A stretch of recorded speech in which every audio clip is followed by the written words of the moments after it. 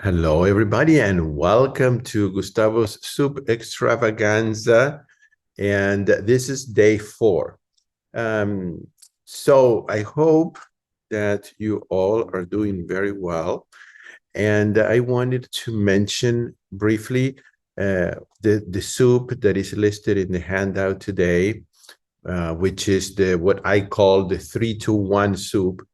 I call it that way because there are 3 potatoes, 2 carrots, and 1 sweet potato. Okay, so that's why I kind of remember the recipe that way. Is 3 potatoes, 2 carrots, and 1 large sweet potato. So that's the 3-2-1 soup. This is a very nutritious soup that I hope that you'll give it a try at some point. It does need 6 to 8 cups of water, or you can use no sodium vegetable broth. I put 6 to 8 because if you want it a little more watery, go with 8 cups. If you want it a little more creamy, go with 6 cups.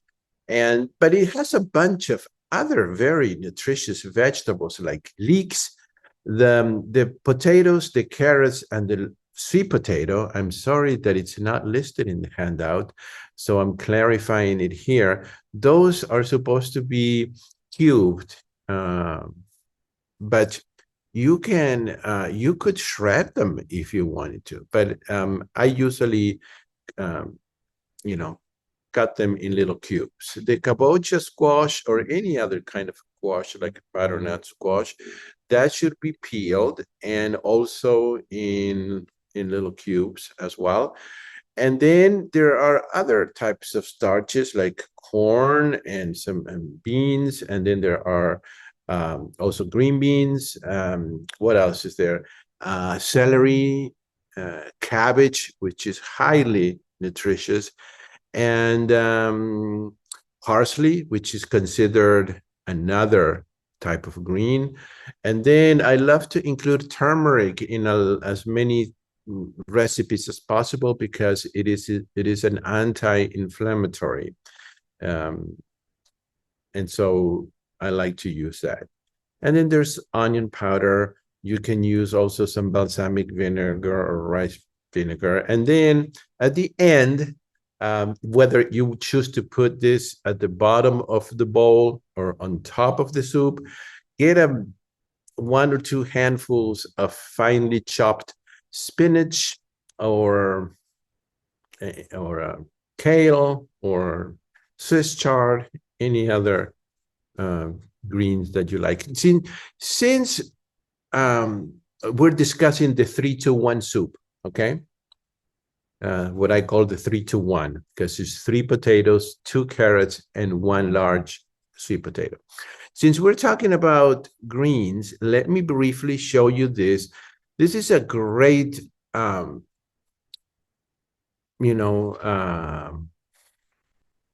visual aid to have if you want to take a picture of that. This is Dr. Esselstyn's list of greens. Dr. Esselstyn is one of those pillars that we have in the whole food plant-based community, together with Dr. McDougall, who unfortunately passed away recently. Dr. Esselstyn's really focus on heart health, and he has published many studies on reversing heart disease. And one of the important parts of what he recommends is eating 5 or 6 servings of greens a day. And these servings are small, so don't think that you're going to have to be eating, 10 pounds of greens. No, the body doesn't need a lot. It just needs to have greens several times a day. The size of the greens that you want to have is about the size of your palm. It's not very much, okay, but almost anybody can have can eat 5 or 6 servings like that. And these are the ones that produce the most nitric oxide, which is a gas that heals the endothelium, the inside of our arteries. Most of these are greens, but notice how beets are green in this case, and also cauliflower, which is white. So those are, you have a lot of choices. You can rotate over and over and never get tired of these wonderful greens, which you can lightly saute. You can also steam them. You can eat them raw as well, but if it's lightly steamed, it's better. And if you can add a little bit of vinegar, that's even better. Okay, so those are the greens. And this soup that we're discussing, which is the 3-2-1 soup, has a lot of starch, but also a lot of greens as well. Okay, so just wanted to mention that because today, which is day 4, and I'm looking at the handout, the breakfast for today had the option of eating the 3-2-1 soup, which of course then you can eat it for lunch or for dinner if you wanted to. And then for lunch, I listed the gazpacho soup. That's one of my grandmother's recipes. Actually, a lot of the recipes here are unique because they're either soups that I created or soups that my mother made up because she's also whole food plant-based, or the recipes from my grandmother, which my mother and I have converted into whole food plant-based. So let's see, what are some of these? And also today, when I send this replay, make sure you open the email because I'm going to include the corn soup or the corn chowder that some of you were asking me about. So I'll include that. Okay. And talking about emails, please, if you're watching this on YouTube later on, please always look at your spam folder. Look at your promotions folder in Gmail. Look at other folders within your email besides the inbox, because sometimes these emails that I send to a group of people, they are redirected to other parts. And so you may think that you didn't get an email from me, but it actually is hiding somewhere. So make sure you look for them in other places. One more time, thank you all for being here, for your emails that you send me, telling me how much it's helping you. I appreciate that because sometimes, I don't know. I don't know if it helps. I'm here sitting all by myself. And so when I get any reassurance that what I do is doing any good, it provides an incentive for me to do more. And thank you for those of you who made a voluntary donation. I don't care how much it is, but any little bit helps for me to continue to produce these kind of programs. And I put a link there. And if you're watching this on YouTube, below where the description of the video is, you'll find that link if you ever want to contribute. But you don't have to. It's there because sometimes people ask me. I want to tell you really quick before I talk a little bit about food prep. Okay. That is a good topic that I promised that I would talk about. Let me talk a little bit about my 7-day program, because some of you asked me, and instead of sending an email to everybody, I'll just briefly say how this came about. 2 years ago, one day I said, hey, once a month or once every other month, I do a week where I do a reset sort of, because you know how sometimes we let little things get in our eating that then that little bit becomes a lot more, and then all of a sudden we are derailed. So I do, for a week, I do a sort of a reset to reset my taste buds, my brain, my eating. I detox.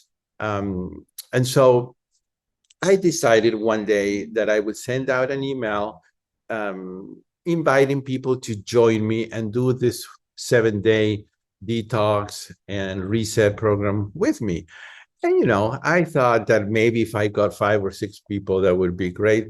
But, about 20 or so people wrote back, and I remember charging a minimal fee, because what I did was 3 times a day, I would get online for breakfast, lunch, and dinner, and we would talk about the food. I would have a very structured program, even more than this one, where I specified everything that we were going to eat, and there were videos showing how I made the food and the recipes, and then there would be this interaction and support system with the group, and we got to know each other. It was very rewarding. By the 7 days, after the 7 days were over, we became friends, and the success rate was very high. People really were able to get back on track and stay there. So I was so encouraged by this that then 2 months later, I did it again, and I got more people, and that was even more encouraging. And then 2 months later, I did it again. And so basically, every other month now, I do my online 7-day program. It's only 7 days, and now we meet twice a day for lunch and dinner. And we have a structure, we have a plan, and we encourage each other, and you get to keep the recipes and the handouts. And I do little lectures on different topics, and then I take questions from all of you. So that is what the 7-day program is all about, and it's on my website, Plantemas. And so I invite you to join us for the next one, which is happening next month. If you go to my website, you'll see the dates, and you'll see more information. Okay. In my book, in Shada and my book here, one of the most popular recipes here is my grandmother's baked polenta, because it is so delicious. It's one of those things that you say, I mean, is this really, it's too good to be true, but it is. It's very good for your body, for your health, but it's also very delicious. So always make enough, because you can eat that over and over and never get tired. Okay. So let me quickly also say that I do offer very few, I don't do a lot, but I do offer one-on-one coaching. If any of you are interested, it only takes once or twice, and I can get you on your path, and you can, succeed. It's not something that you need to do every week. And I also give piano lessons. If any of you ever want to take a hobby and learn to play piano, I can do that online. All right, so let's talk about food prep. A plant-based lifestyle is, we all know, is very nourishing and it's sustainable, but sometimes it can be time-consuming if you don't manage it properly. The key to maintaining a vegan diet without feeling overwhelmed is preparation. Remember that we follow a whole food and plant-based diet, but it's starch-centered. And starches are really the least expensive foods in a supermarket or in a market. Some of the least expensive foods are potatoes, sweet potatoes, corn, rice, beans, and legumes. Okay, so it's very really because I hear people say, "Oh, it's so expensive to eat healthy and to eat plant-based." No, it isn't. That's some of the cheapest, least expensive foods in a store. Potatoes, rice, corn, beans, and they are some of the easiest to cook. So these are things that I do personally. There are probably other that you all are welcome to share here, but here's what I do. I buy in bulk when I find a sale. When I find, I don't know, maybe red bell peppers or whatever it may be, something that is on sale. I buy as much as possible, and I get home, I wash it, I cut it, I take the seeds out, whatever it is. And if you can't use those immediately, they go in my freezer, in freezer bags. Okay, so I wash, I chop, and store in airtight freezer bags.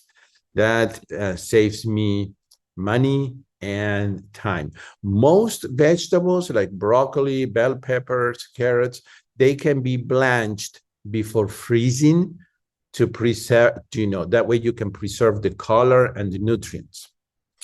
Okay, another thing that I do, whenever you see in your refrigerator, in your pantry, wherever that some of the veggies are about to go bad, okay, if you don't use them quickly, or fruits, it doesn't have to be vegetable, also freeze them or cook them. So many times, like I have I have some zucchini now that is, if I don't do something with them, maybe in a day or so, they'll just go bad. So what am I going to do after this? I'm going to slice them and lightly steam them so that they're cooked. Cooked vegetables will last longer. Okay, so I steam a lot of things. I steam them because they last in the refrigerator about 3 days. And if not, they go in the freezer. Okay, so remember that cooked things. You can also lightly saute, you can roast, and they will last longer. Okay. What else? The other thing you can do is, well, this is a little more expensive, but to save time, buy pre-washed and pre-cut veggies like the ones you get, or fruits like the ones you get at Trader Joe's or Whole Foods or Sprouts, places like that. They are more convenient for quick, meal prep. But they can be a little more expensive. But if time is an issue for you, then this saves time. What about now batch cooking? Cooking in bulk is really a lifesaver. I learned this from my friend Catherine Lawrence from Food Saved Me. She cooks large batches of brown rice and large batches of all sorts of beans. Rice and beans last for at least 6 months in your freezer. You cook them once, you put them in medium size freezer bags, and you have a meal almost ready. You put beans and rice together with some salsa, and if that's all the time you have, that's a meal. All you would have to do is maybe have some shredded cabbage or lettuce and some chopped tomatoes, or some steamed veggies to add to that, and that is an amazing meal. So you can cook beans, rice, grains, and freeze them in portion-sized bags. Grains and cereals like quinoa, farro, oats, you can cook them and they will stay in your refrigerator for at least 3 days, maybe 4, okay, if they're in an airtight container. And then you don't have to cook your oats every morning or your quinoa or whatever you use for breakfast. Of course, what we're doing this week, soups or even stews, are excellent for batch cooking because you make a large pot and you freeze in portions or individual containers, and they're very quick to reheat. Okay. Well, the other thing that you can do to save some time, let's say that you're going to make the 3-2-1 soup that it's in the handout today. Then what I learned from Chef AJ is to do something that is called mise en place, which is the French for, kind of putting everything in place, prepared. So it may seem that it's more time consuming, but it's less time consuming. Have some containers and chop or cut or shred everything that is needed for the recipe and have it all there. So all you have to do there is start to saute and pour and mix things, and the cooking goes a lot faster. Okay, so preparing beforehand. The other thing that is good for meal prep is always cooking more than what you think you will eat. I never cook something for just one meal because I think that's kind of a waste of time. I mean, I think all of us here are busy people. So I sometimes, if the recipe makes enough, I make one batch. Otherwise, I usually double recipes. You want to always have food left over that you can have in your refrigerator or in your freezer for those days that you don't feel like cooking. Okay, so it's important to always have food available so that you are not going to be tempted to go get something that you know is not going to be the best choice. Let's have another discussion that I think some of you wanted to have, which was spices and herbs. The webinar that I did yesterday with Nick from local Spicery was amazing. It's not up yet, but it will be up in my YouTube channel. Make sure that you watch it because he had such great advice there. I learned things that I didn't know. But let me just tell you a few things. Okay, so I took some notes, and let's see here. Let me look in my notes here. I didn't know that they use different types of methods for sterilization. For example, radiation. I didn't know that they use radiation to sterilize spices. They don't at local spicery, they don't do that, but this is a method that is common, and it involves exposing spices to ionizing radiation, which kills bacteria and pests. While it is effective, it can also, degrade the quality of the spices, affecting their flavor and nutritional value. And there is some controversy about this method due to concerns over potential chemical changes in the spices and perhaps, some residue in our bodies. So this is it's tricky because they're not required to print this information on labels. So you just have to, if you're concerned about this, you have to do a little research about the spices that you're purchasing. Another thing that is used is called ETO fumigation. ETO is a chemical, and I'm going to put the name here in the chat because I really don't know exactly how to pronounce, other than I know how to pronounce oxide, but ethylene, I don't know exactly how to pronounce it, but it's called ETO, and it's a chemical used to sterilize a wide range of products, including spices. That's one of them. In fact, it's used, listen to this, in about 80% of the spices that are used in the USA, they use the ETO fumigation. However, ETO is known to be a carcinogen. Okay, so it has been banned in most of Europe, in Canada, in Australia.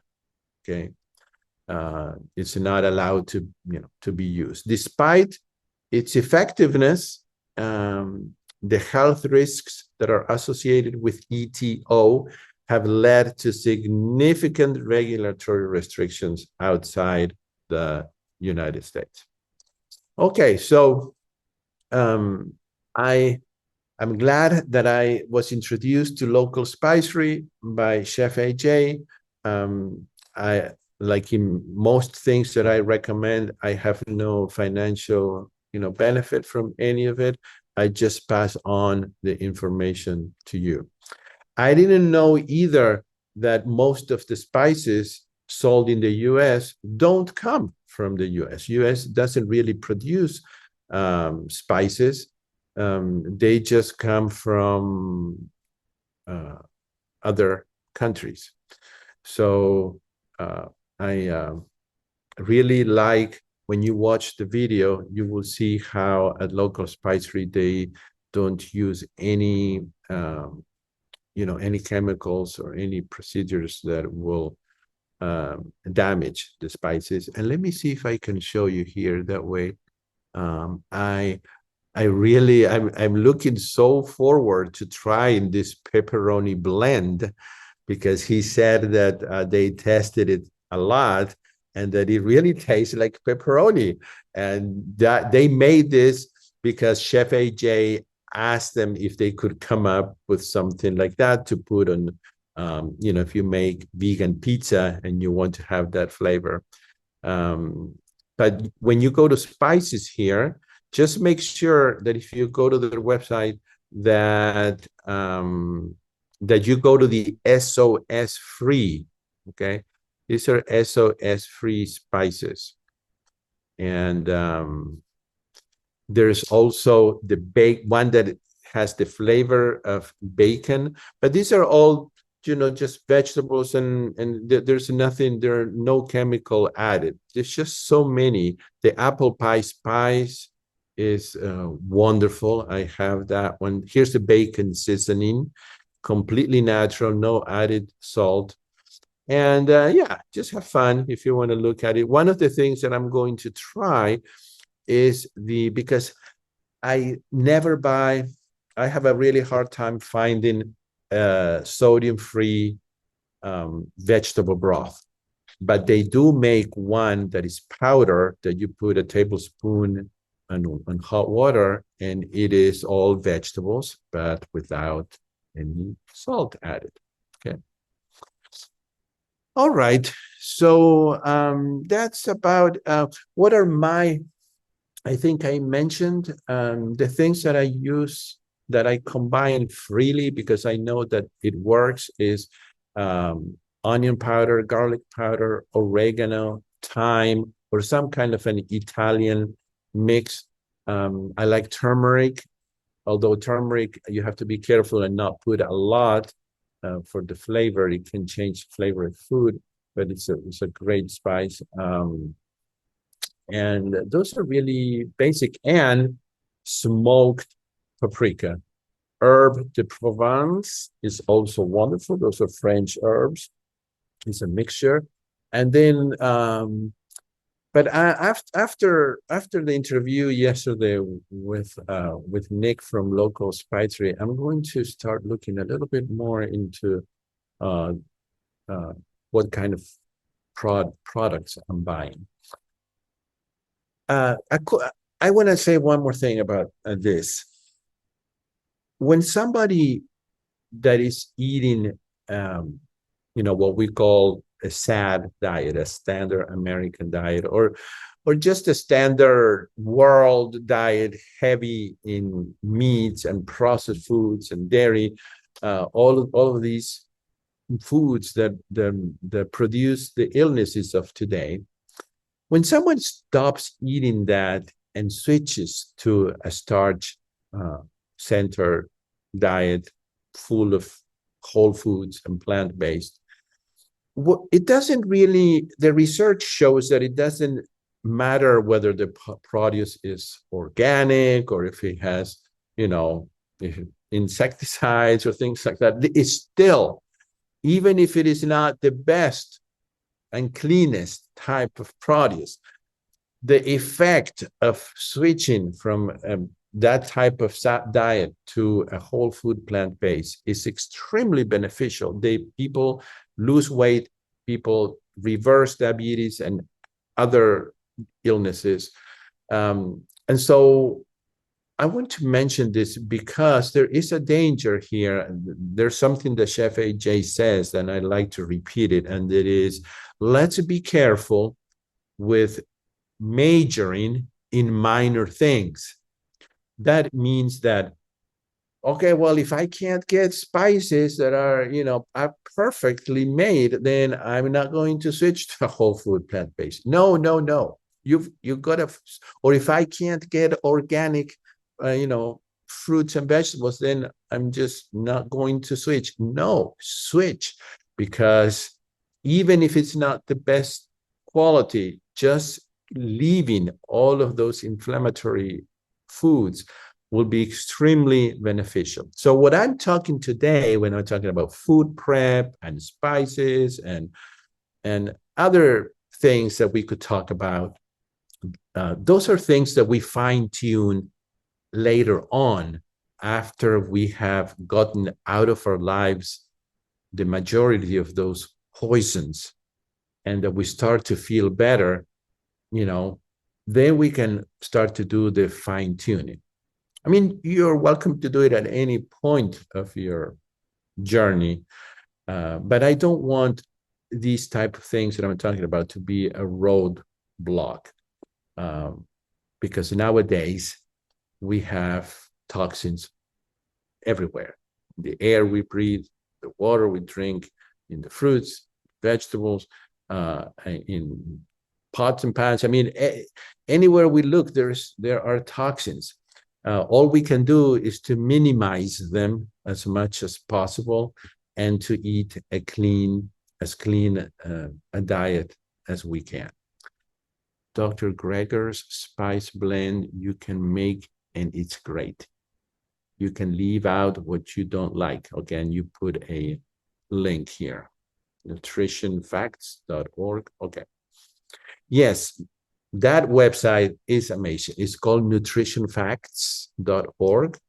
And you can search for just about any topic and you'll find it. Another wonderful, wonderful website is Dr. McDougall's website, which is drmcdougall.com.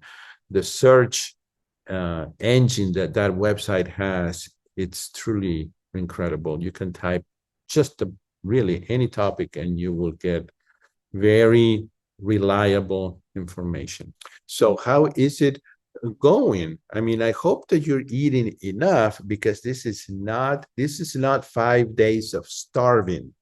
This is 5 days of eating as much as you want, because the calorie content of the food is extremely low.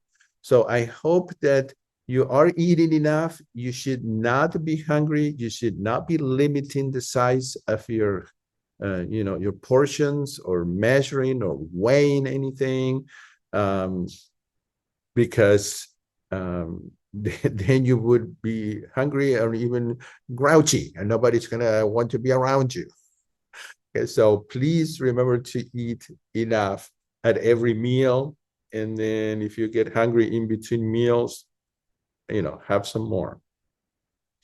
Well, how about crunchy veggie snacks? One of you says, I like to make a bowl that has green chopped apples. They're very juicy and tart. And I chop some celery and as well. I chop all of that really small so that it's crunchy, but you can chop it any size you want. It's crunchy and juicy, and I have the tartness of the green apple, and then the salty. So you have sweet and salty from the celery, and sometimes I add fresh blueberries. Those are not crunchy, I know, but that's something. What else? Well, I like to roast Brussels sprouts, and I like to make oven fried potatoes that turn out very crunchy. But I mean that's cooked; it's not raw. And I quickly tell you how to make this. You cut your potatoes in any style, whether they're French fries style or like steak fries that are bigger. You give them a quick boil. Like once it starts boiling, maybe 2 minutes. If they're small, if you cut them small, maybe 1 minute. Just quick boil so that they will get soft in the inside. Then you pour the water out. You put the potatoes back in the pot. You put the lid. You put any spices, like if you want to put chili powder or smoked paprika or garlic powder, whatever it is, or a salt substitute, you sprinkle that. And then with the lid on, you shake that pot quite a few times. It's a way to get your frustrations out also. Okay, so just like that. And what that does, it releases starch. It releases a type of flour that covers the potatoes. When you put those potatoes in the oven at 450 Fahrenheit, that powder starch that is, covering the potatoes will become very crunchy. It almost feels like a real French fried with oil, but of course, no oil. And how long? Well, it will depend how much you put in the oven, and it depends how crunchy you want to get it. It could be anywhere from 35 to 45 minutes. Just kind of look so they don't get burned. I know this method takes a good amount of water out. The fiber is still there. So no big deal. If you eat that, before you eat that, you have a bowl of soup or a salad, or with that, you have some steamed broccoli or something, so that you're eating something that has water with it. It is great. Also, jicama for snacking is great. Okay. Let's see. You have someone seen. What is the ideal cooking temp to retain? Well, yeah. Some things are, I mean, for your regular cooking and eating, you really want to try to not go over 212 degrees Fahrenheit or 100 degrees centigrades, because a lot of the nutrition starts to get damaged. When I'm talking about these oven fries, is something that I have every now and then.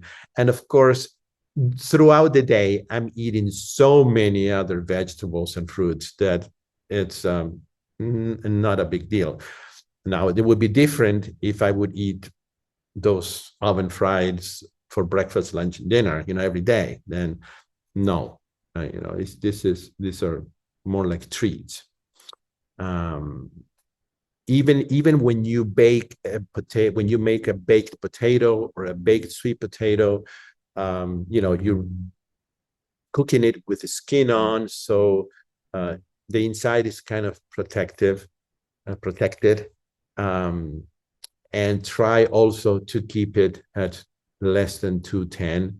There is cookware like the one that I use that allows you to bake potatoes and sweet potatoes at less than 200 degrees, and it still comes out good. So those are some of the ideas.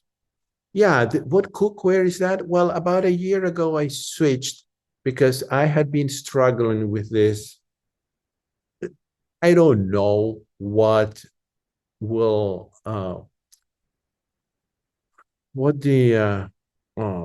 cooking on cookware that releases some toxins and fumes and heavy metals into the food. I don't know what it will do in the long run.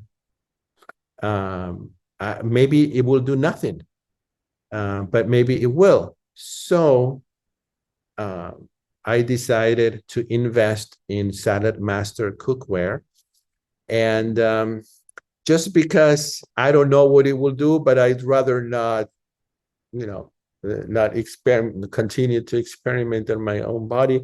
So now I feel safe because I know that it's made with a type of stainless steel that is called surgical. It's the stainless steel that is used in medicine to do implants inside your body.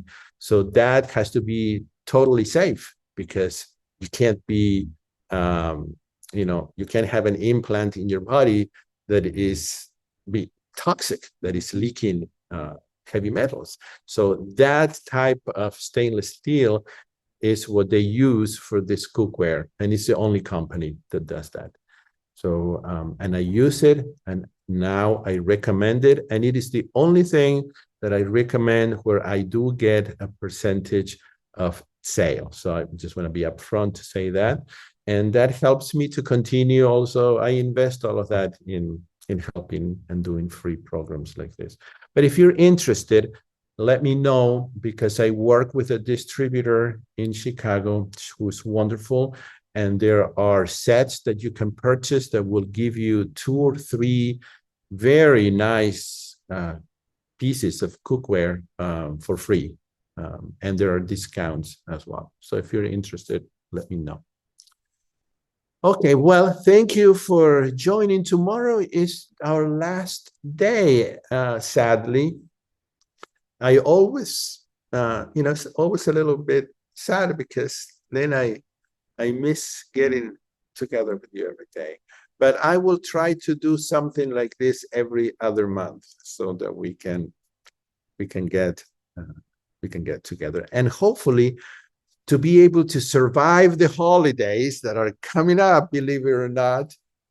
But surviving the holidays from Thanksgiving on can be a challenge. So I hope to do something in December that is free like this.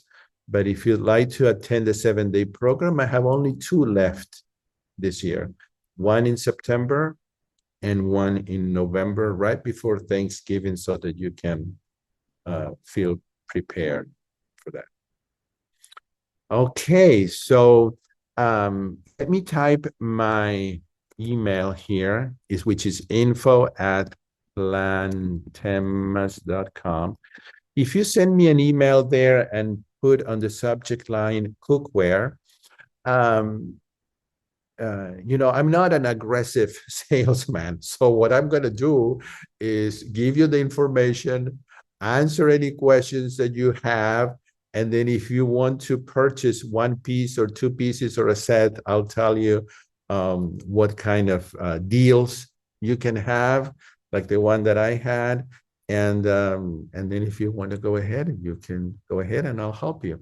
Okay? But just send me an email so I can also help you. You can tell me a little bit about what you like to cook and for how many people, and I can help you figure out. I feel more confident now that I've been using this cookware for a year and almost a year and a half. So now I feel confident too that I can help.